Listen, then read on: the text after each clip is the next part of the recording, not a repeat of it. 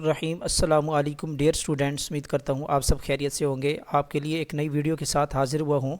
आज हम बात करेंगे students federal public service commission का टीजीटी का जो पेपर ट्रेंड ग्रेजुएट टीचर का टेस्ट कंडक्ट हुआ 26 अक्टूबर 2024 को। आज हम इस पेपर की बात करेंगे और ये भी बात करेंगे कि ये पेपर कितना डिफ़िकल्ट था और इसका एक्सपेक्टेड मेरिट क्या हो सकता है और इसका रिज़ल्ट कब अनाउंस होगा। तो इसमें कंप्लीट डिस्कस करने लगे हैं। इससे पहले आपके साथ शेयर करता चलूँ कि I have collected these question from different sources from different students. तो स्टेटमेंट और ऑप्शंस में एरर हो सकता है, तो आपने कमेंट सेक्शन में ज़रूर आपने एडिशन करनी है कि अगर आपको किसी ऑप्शन में कोई यहाँ पे मिस्टेक या एम्बिग्युइटी नज़र आती है या स्टेटमेंट में, तो आप कमेंट सेक्शन में विद स्टेटमेंट विद ऑप्शन आपने वहाँ पे मेंशन करना है। और इसके साथ साथ जितने क्वेश्चन आपको रिमेंबर हैं वो भी आपने यहाँ पे कमेंट सेक्शन में ज़रूर मेंशन करें। केमिस्ट्री का पोर्शन और उसके साथ साथ बीएड का पोर्शन और इंग्लिश के पोर्शन जो जो क्वेश्चन आपको याद है तो आपने ज़रूर मेंशन करना है, ताकि हम इन क्वेश्चंस को पिक करेंगे और उसके बाद हम एक प्रॉपर टीजीटी का जो आज का पेपर है उसको कंपाइल करके पीडीएफ फॉर्म में आप लोगों के साथ हम शेयर करेंगे। तो ओके स्टूडेंट्स, तो इस तरह आज की जो वीडियो है, जो डिस्कशन है, इसको एंड तक देखिएगा। तो स्टार्ट करते हैं। Question number 1, the evaluation of substance directly to the gas by skipping the liquid. जब आपकी कोई सब्सटेंस या सॉलिड सब्सटेंस डायरेक्टली गैस में कन्वर्ट होती है without converting into the liquid, तो this is called the sublimation process. तो बहुत सिंपल डेफिनेशन है। What is the term E A in the Arrhenius equation. अच्छा, इस स्टेटमेंट में और ऑप्शन में एम्बिग्युइटी हो सकती है या शायद डिफरेंट ऑप्शंस हो या इक्वेशन दी गई हो, तो आप कमेंट सेक्शन में ज़रूर मेंशन कीजिएगा। तो ई ए जो टर्म है वो बेसिकली एक्टिवेशन एनर्जी को रिप्रेजेंट करती है। क्वेश्चन नंबर 3, के सी विल डिक्रीज और increase with increasing in the on temperature in case of exothermic reaction. तो याद रखिएगा, जो के सी होता है equilibrium constant, it is only dependent on the temperature.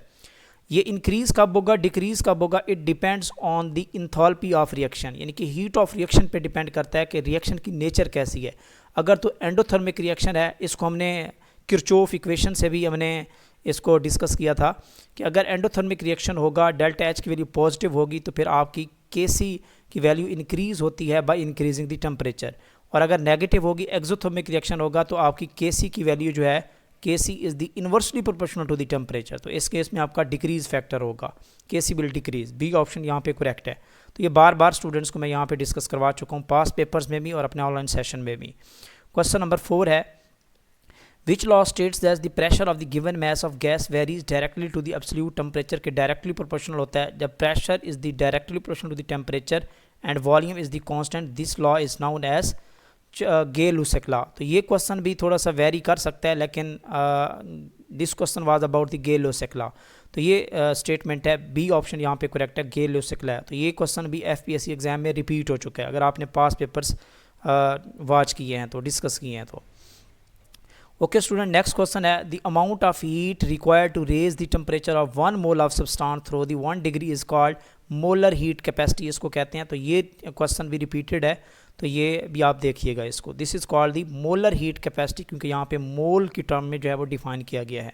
Question number 6 है, एनोमेलस बिहेवियर ऑफ ज़ीमान इफेक्ट। अगर हम देखें तो एक होता है ज़ीमान इफेक्ट, नॉर्मल ज़ीमान इफेक्ट जिसको ज़ीमान इफेक्ट ही कहते हैं, या एक होता है इसका एनोमेलस ज़ीमान इफेक्ट भी इसको कहते हैं। तो नॉर्मल ज़ीमान इफेक्ट यही है कि if the splitting of spectral line in the presence of magnetic field, तो दिस इज़ द ज़ीमान इफेक्ट। अगर हम बात करें एनोमेलस ज़ीमान इफेक्ट की, तो इसमें दोनों यानी कि बोथ स्पिन और ऑर्बिटल जो एंगुलर मोमेंटम होता है वो इंटरेक्ट करता है मैग्नेटिक फील्ड के साथ, not just only the orbital angular momentum. तो यहाँ पे जो सी ऑप्शन है ये पे करेक्ट है। इस केस में फिर आपकी जो है वो ज़ीमान इफेक्ट जो है उसकी जो स्प्लिटिंग होनी है वो इंक्रीज़ हो जाती है। तो सी ऑप्शन यहाँ पे करेक्ट है। क्वेश्चन नंबर 7 है, SO2 react with the oxygen and it give the sulfur trioxide by increasing the concentration of SO2। तो डेफिनेटली जब आप रिएक्टेंट की कंसनट्रेशन किसी भी रिएक्टेंट की इंक्रीज़ करते हैं, तो एक तो आपका रिएक्शन फॉरवर्ड डायरेक्शन में जाता है और आपका प्रोडक्ट क्या करना जाता है, इंक्रीज़ हो जाता है। तो यहाँ पे more amount of sulphur trioxide will be formed.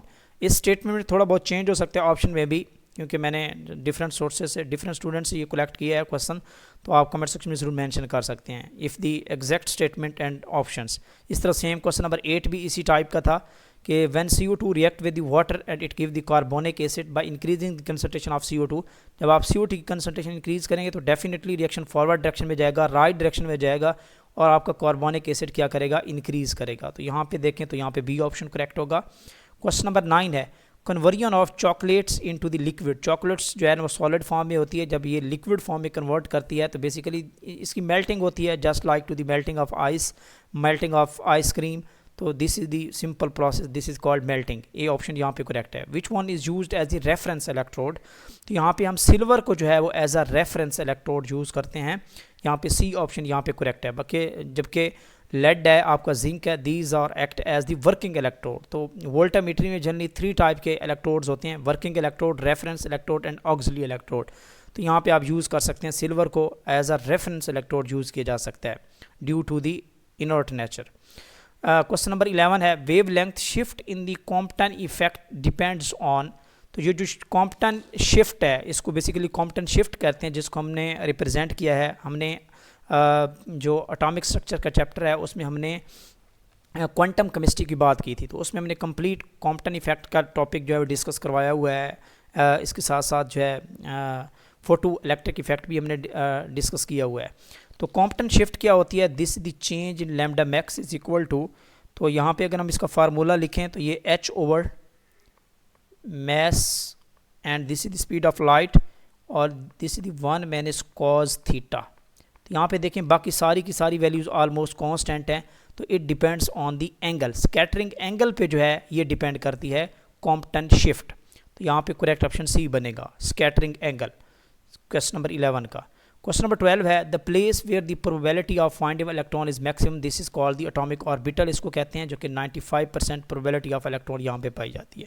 B option यहाँ पे करेक्ट है। ये क्वेश्चन है इंपॉर्टेंट क्वेश्चन, आई थिंक ये रिपीट भी हो चुका है किसी एफपीएससी एग्जाम में, मुझे ऐसे लग रहा है। द स्ट्रक्चर ऑफ निकल साइनाइड जो है यहाँ पे देखें तो इस केस में this is the square planar structure है। यहाँ अगर आप देखें तो निकल की जो ऑक्सीडेशन स्टेट है यहाँ पे वो +2 है, यहाँ पे कितनी है +2 बन रही है।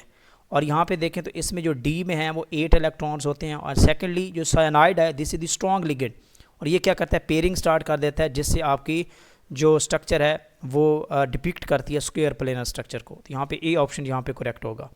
Heat content and the constant pressure, constant temperature पे heat content, this is called enthalpy, बहुत इंपॉर्टेंट शॉर्ट डेफिनेशन है, इंपॉर्टेंट टर्म है।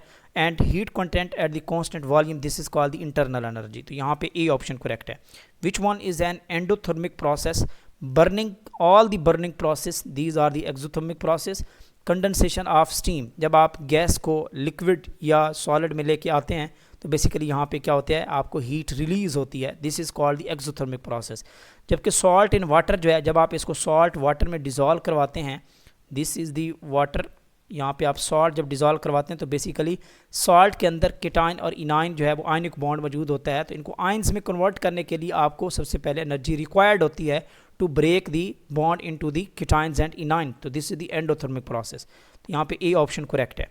16 है what happens to the substance above its critical temperature when pressure is applied. तो critical temperature से ऊपर जो है आप जितना मर्जी प्रेशर बढ़ा लें तो गैस कभी भी लिक्विफाई नहीं होती। तो ये यहाँ पे बी ऑप्शन करेक्ट होगा, gas can not be liquefied. तो सी ऑप्शन हो सकता है चेंज हो, आप इसको मेंशन कर सकते हैं अगर आपको याद है तो। 17 क्वेश्चन है which molecule does not obey the octet rule, does not obey the octet rule को कौन ओबे नहीं करता। तो यहाँ पे देखें तो जो BF3 है बड़ी फेमस एग्जांपल है। BF3 में जो है उसके वैलेंस शेल में 6 इलेक्ट्रॉन होते हैं, नॉट दी 8 इलेक्ट्रॉन, तो ऑक्टेट रूल को फॉलो नहीं करता। तो BF3 जो है यहाँ पे करेक्ट ऑप्शन है। 18 which behaves more ideally at the low temperature. यहाँ पे देखें उसने बात की वाटर वेपर्स की, नाइट्रोजन ऑक्सीजन की। वाटर वेपर्स को आप निकाल दीजिए क्योंकि वाटर वेपर्स जो है यहाँ पे हाइड्रोजन बॉन्डिंग का फिनोमेनन होता है, तो अट्रैक्शन फैक्टर आ जाता है जिससे जो बिहेवियर है वो नॉन आइडियलिटी की तरफ जाता है। इस तरह अब हम कंपेयर करेंगे नाइट्रोजन और ऑक्सीजन को। तो यहाँ पे नाइट्रोजन गैस और ऑक्सीजन गैस को कंपेयर करें तो नाइट्रोजन का स्मॉल साइज होने की वजह से, ठीक है, इसमें मोर नॉन पोलर करेक्टर आता है, मोर नॉन पोलर करेक्टर, और थोड़ी सी इनर्ट नेचर होती है इसकी, ज़्यादा होती है, जिसकी वजह से इसका जो आइडियल बिहेवियर की तरफ जो ट्रेंड है वो ज़्यादा है as compare to the oxygen. तो यहाँ पे करेक्ट ऑप्शन आपका नाइट्रोजन ही होगा। द एलिमेंट है 16 एटॉमिक नंबर। तो इसमें ऑप्शन आप ज़रूर बताइएगा कौन से ऑप्शंस हैं। तो यहाँ आई थिंक ये ऑप्शन जो था वो मौजूद था, तो this is the correct option. तो 6 इलेक्ट्रॉन आउटर मोस्ट शेल में होते हैं। तो ये बेसिकली सल्फ़र है, इसका एटॉमिक नंबर 16 होता है। तो आप इसको school school public school public school, तो यहाँ पर देखिए 1 2 3 4 2p 3p, 2 2 4 और ये 6 10 हो गया 12 और ये हो गया 4। तो यहाँ पे देखें तो वैलेंस शेल हमारा ये वाला बनेगा जो कि एम शेल है।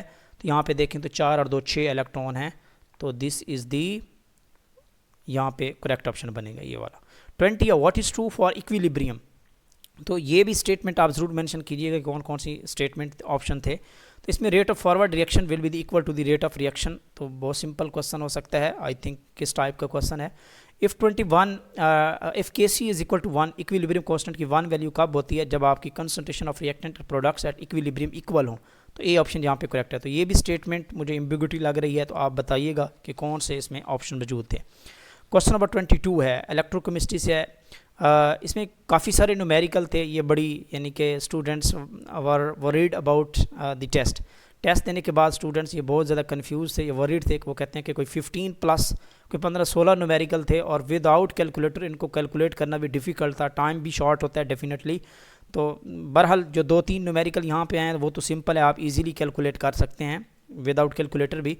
अगर आपकी कैलकुलेशन यहाँ पे देखें तो डेफिनेटली अगर इस तरह की बड़ी बड़ी स्टेटमेंट वो आप को गूगल से लेके जाते हैं, गूगल से देते हैं या कॉपी करते हैं या डिफरेंट वेबसाइट से उठाते हैं, तो बड़े बड़े न्यूमेरिकल होते हैं, क्योंकि उनका तो कंसर्न नहीं है ना, वो तो चाहते हैं कि स्टूडेंट सॉल्व करें या ना करें उनकी मर्ज़ी है, लेकिन फिर आपको कैलकुलेटर अलाउ करना पड़ेगा FPSC को।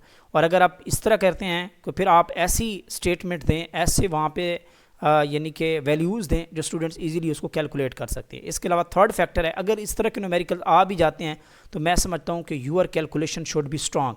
आपने एक तो अंदाज़ा लगाना होता है, आपने कैलकुलेशन को जो फ्रैक्शनल वैल्यूज़ होता है उसको आपने ईजी बनाना होता है, पावर्स की फॉर्म में लेके आना होता है।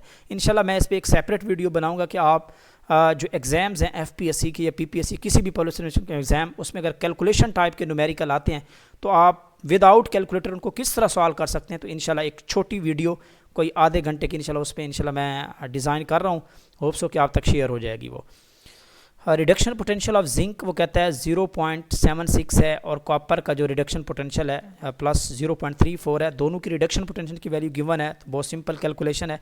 तो इसका ई सेल या टोटल वोल्टेज पूछा गया है, तो वो होता है आपका ई कैथोड माइनस ई एनोड, ये वाला फार्मूला हम यूज़ करते हैं, या ई ऑक्सीडेशन प्लस ई रिडक्शन भी यूज़ करते हैं। तो यहाँ पे देखें, यहाँ पे बेसिकली यहाँ पे रिडक्शन होती है ई कैथोड पे, जिंक ऑक्सीडेशन होती है।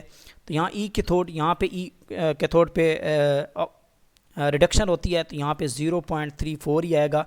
माइनस ई एनोड के ऊपर आपकी कहाँ होती है, जिंक के ऊपर ऑक्सीडेशन होती है, तो यहाँ पे आ जाएगा माइनस 0.76, तो ये बन जाएगा 0.34 प्लस 0.76। तो ओवरऑल जो वैल्यू है वो प्लस 110 या 11 आप वोल्ट कह सकते हैं। तो this is this spontaneous reaction, overall value positive आ रही है, तो यहाँ पे करेक्ट ऑप्शन ए बनेगा।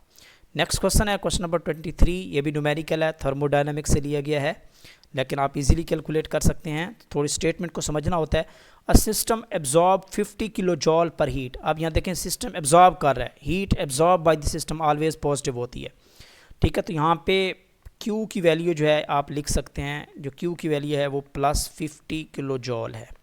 एंड सेकेंडली यहाँ पे देखें, जब हीट एब्जॉर्ब होती है तो वॉल्यूम इंक्रीज़ करेगा, तो इसका मतलब है work done by the system है यहाँ पे। तो यहाँ पे क्या है, work done by the system है। और मैं आपको स्टूडेंट बता चुका हूँ कि when you have to calculate the numericals according to the first law of thermodynamics, then you have to see कि आपका जो वर्क डन है स्टेटमेंट में बाय द सिस्टम है या ऑन द सिस्टम है, उसके अकॉर्डिंग आपने फार्मूला यूज़ करना है। तो यहाँ पे यूज़ किया गया कि work done by the system, और work done by the system क्या होता है स्टूडेंट, आपको पता होना चाहिए, this is the negative. Work done by the system क्या होता है, नेगेटिव होता है। तो हम फार्मूला फर्स्ट लॉ का कौन सा यूज़ करेंगे, internal energy is equal to Q minus W, ये वाला फार्मूला यूज़ करेंगे, क्योंकि माइनस W जो है work done by the system है। तो Q हीट जो है वो 50 किलो जॉल है, and this is the minus, और ये पे 20 है, 20 किलो जॉल है। तो ओवरऑल जो है वो 30 जो है वो किलो जॉल पर मोल जो है इसका। ओके स्टूडेंट, तो यहाँ पे जो करेक्ट ऑप्शन बनेगा वो आपका 30 जो है वो किलो जॉल बनेगा, और पॉजिटिव वैल्यू है तो इट मीन आपकी जो change in internal energy overall increase करेगी, प्लस 30 किलो जॉल है। तो यहाँ पे increase by 30 kilo joule, A option यहाँ पे करेक्ट होगा। तो बहुत सिंपल न्यूमेरिकल था। आइए ये देखते हैं, तो स्टूडेंट यहाँ भी कंफ्यूज होंगे, तो ये भी बहुत सिंपल है, जस्ट आपको रीअरेंज करना था, इक्वेशन यूज़ करनी आनी चाहिए, स्टेटमेंट को समझना चाहिए। तो बिल्कुल एग्जैक्ट आई थिंक इस तरह का कोई न्यूमेरिकल था। वो कहता है 10 mole of gas exert pressure, तो यहाँ पे नंबर ऑफ मोल दिए गए हैं, प्रेशर P1 दिया गया है, टेम्परेचर T1 दिया गया है, कांस्टेंट वॉल्यूम की उसने बात की है। व्हेन टेम्परेचर वाज, वो कहता है जब टेम्परेचर 300 से 600 डिग्री तक इंक्रीज़ किया जाए तो प्रेशर डिक्रीज़ करता है 10 atm पे। ठीक है, तो ये यानी कि कहने का मकसद ये है कि यहाँ पे आपको P1 दिया गया है, T1 दिया गया है, P2 दिया गया है, T2 दिया गया है, एंड सेकेंडली यहाँ पे वॉल्यूम कांस्टेंट है, बड़ी मेहरबानी उसकी जनाब की। और यहाँ पे उसने पूछा है कि मोल्स कितने होंगे, N1 दिया गया है जो कि 10 है, और N2 पूछा गया है। आपको अंदाज़ा होगा यहाँ पे आप जनरल गैस इक्वेशन यूज़ कर सकते हैं यहाँ पे, या मैं आपको बता देता हूँ, PV is equal to NRT, ये है जनरल गैस इक्वेशन। यहाँ पे देखें वॉल्यूम आपने कांस्टेंट रखना है, बाकी सारे फैक्टर की कंडीशन 1 और 2 यूज़ करें, तो ये बनेगा P1V constant, N1 R constant, T1। इस तरह सेकंड कंडीशन आपकी क्या बनेगी, P2V constant, N2 R constant और T2।